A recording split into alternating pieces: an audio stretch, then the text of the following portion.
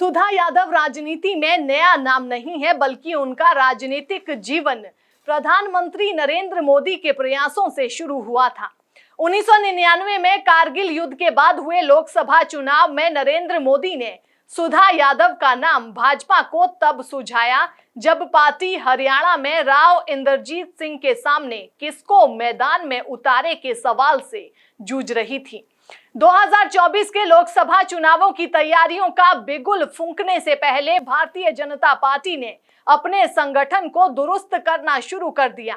इसी क्रम में भाजपा ने अपने संसदीय बोर्ड और केंद्रीय चुनाव समिति का नए सिरे से गठन किया।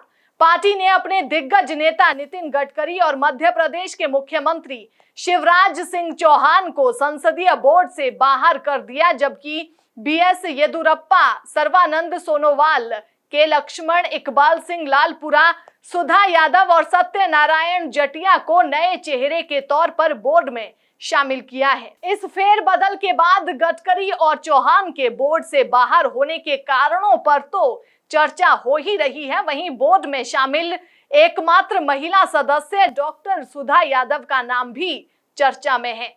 चर्चा इसीलिए क्योंकि सुधा यादव से पहले बोर्ड में एकमात्र महिला सदस्य स्वर्गीय सुषमा स्वराज हुआ करती थी, जो 2014 से पहले लोकसभा में नेता प्रतिपक्ष थी और मोदी सरकार बनने के बाद देश की पहली महिला विदेश मंत्री बनी। सुधा यादव कौन है, वो कहां से आती है, कैसे उनका राजनीतिक करियर शुरू हुआ, ऐसे सवाल गूगल पर सर्च किए जाने लगे। दरअसल बात 1999 की है, जब सुधा यादव का नाम पहली बार एक नेता के रूप में सामने आया था। कारगिल युद्ध के बाद 1999 में हुए लोकसभा चुनावों में भाजपा के सामने सबसे बड़ी चुनौती ये थी कि कांग्रेस की तरफ से चुनाव मैदान में उतरे राव इंद्रजीत सिंह से मुकाबला कैसे किया जाए। पार्टी के सभी बड़े नेताओं का मानना था कि इंद्रजीत के सामने किसी दिग्गज नेता को उतारना चाहिए ताकि पार्टी को फायदा मिले और वो कांग्रेस को हरियाणा की जमीन पर पटखनी दे सके। इस दौरान नरेंद्र मोदी हरियाणा के पार्टी प्रभारी थे। पार्टी के शीर्ष नेताओं ने उनसे महेंद्रगढ़ की लोकसभा सीट पर प्रत्याशी को लेकर सवाल किया तो उन्होंने उस समय एक ही नाम सामने रखा और वो नाम कोई और नहीं बल्कि डॉक्टर सुधा यादव का ही था। सुधा यादव के पति बीएसएफ के डिप्टी कमांडर थे और कारगिल युद्ध में ही शहीद हुए थे। सुधा इस सब के बाद राजनीति में आने या चुनाव लड़ने जैसा सोच भी नहीं रही थी। ऐसे में जब नरेंद्र मोदी ने नाम सुझाया तो भाजपा के शीर्ष नेताओं ने उनसे इस बारे में बात की, लेकिन नतीजा शून्य रहा। सुधा चुनाव नहीं लड़ना चाहती थी, सो उन्होंने सभी को खाली हाथ लौटा दिया।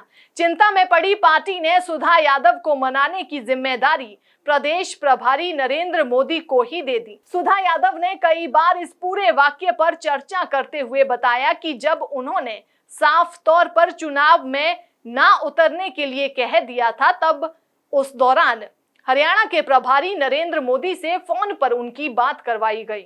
उन्होंने सुधा से कहा था कि आपकी जितनी जरूरत आपके परिवार को है, उतनी ही जरूरत इस देश को भी है।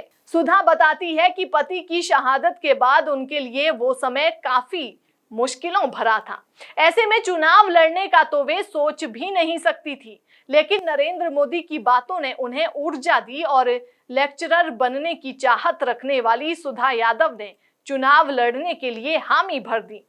पूर्व सांसद सुधा यादव को केंद्रीय संसदीय बोर्ड का सदस्य और केंद्रीय चुनाव समिति का सदस्य बनाए जाने से भारतीय जनता पार्टी देश व प्रदेश में और अधिक मजबूत होगी और आने वाले लोकसभा व विधानसभा चुनाव में भारतीय जनता पार्टी को इसका भरपूर फायदा पूरे देश में मिलेगा। भाजपा हाईकमान ने पूर्व सांसद सुधा यादव को संसदीय बोर्ड और केंद्रीय चुनाव समिति का सदस्य बनाकर देश और प्रदेश के पिछड़े वर्गों के लोगों की आवाज को बुलंद किया है।